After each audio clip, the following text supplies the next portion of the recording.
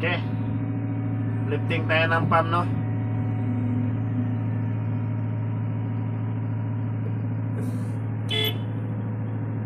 Tagline!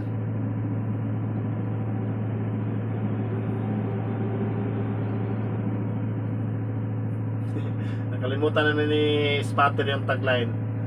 Kasi yung tagline, mga idol, importante yan, mga idol. Kasi yan ang required nila dito, no? Kasi kapag makita tayo, mahirap na. So ito, mga idol, maganda naman ito, mga idol, dahil safety tayo lagi, mga idol, no? Makontrol ang lifting natin, mga idol. Pag wala kasi yan, mga idol, malikot.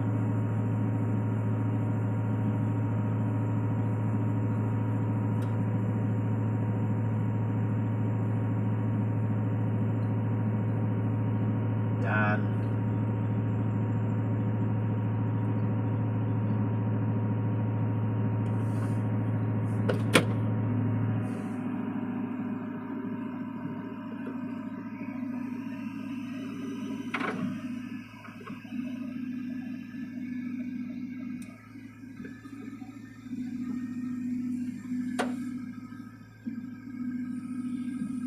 Okay, dandahan tayo. So ganito, mga idol, minsan kung mag-stir tayo, mga idol, ano muna natin, ilapag muna natin ganyan, mga idol. Tapos bago tayo mag-stir, para iwas delikado tayo, mga idol. Yan, pagkatapos buhatin naman ulit. Kasi pag mag-stir ka, ano yan, gumalaw yan, mga idol. Okay lang naman, mga idol, kung makontrol mo, magandang pulso mo, walang problema yon.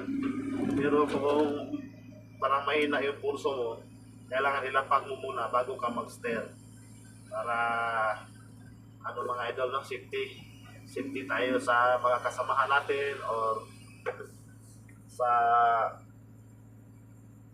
salamin natin dito, no? Baka mabagsakan tayo dito, pero posible tayo mabagsakan, mga idol, basta lagi mo lagi layo yung lifting mo, mga idol, no? So kung gaano kataas yung lifting natin, gaano kataas yung tali, pati yung nilifting natin, tansahin na lang natin yon.